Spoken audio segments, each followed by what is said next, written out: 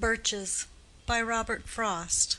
LibriVox.org by Becky Crackle. November 16th, 2006. Canal Winchester, Ohio. When I see birches bend to left and right across the lines of straighter, darker trees, I like to think some boy's been swinging them. But swinging doesn't bend them down to stay. Ice storms do that. Often you must have seen them loaded with ice a sunny winter morning after a rain. They click upon themselves as the breeze rises, and turn many-colored as the stir cracks and crazes their enamel. Soon the sun's warmth makes them shed crystal shells, shattering and avalanching on the snow crust.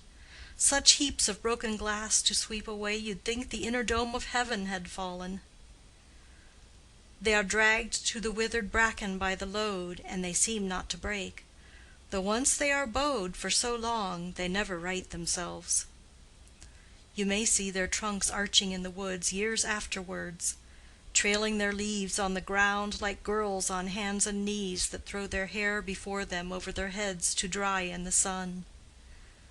But I was going to say when Truth broke in with all her matter of fact about the ice storm. Now am I free to be poetical? I should prefer to have some boy bend them as he went out and in to fetch the cows, some boy too far from town to learn baseball, whose only play was what he found himself, summer or winter, and could play alone. One by one he subdued his father's trees by riding them down over and over again until he took the stiffness out of them, and not one but hung limp. Not one was left for him to conquer. He learned all there was to learn about not launching out too soon, and so not carrying the tree away clear to the ground. He always kept his poise to the top branches, climbing carefully with the same pains you use to fill a cup up to the brim, and even above the brim. Then he flung outward, feet first, with a swish, kicking his way down through the air to the ground. So was I once myself a swinger of birches, and so I dream of going back to be. It's when I'm weary of considerations, and life is too much like a pathless wood, where your face burns and tickles with the cobwebs broken across it, and one eye is weeping from a twig's having lashed across it open. I'd like to get away from earth a while, and then come back to it and begin over.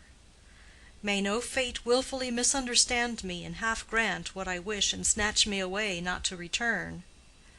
Earth's the right place for love. I don't know where it's likely to go better. I'd like to go by climbing a birch tree, and climb black branches up a snow-white trunk toward heaven, till the tree could bear no more, but dipped its top and set me down again. That would be good, both going and coming back.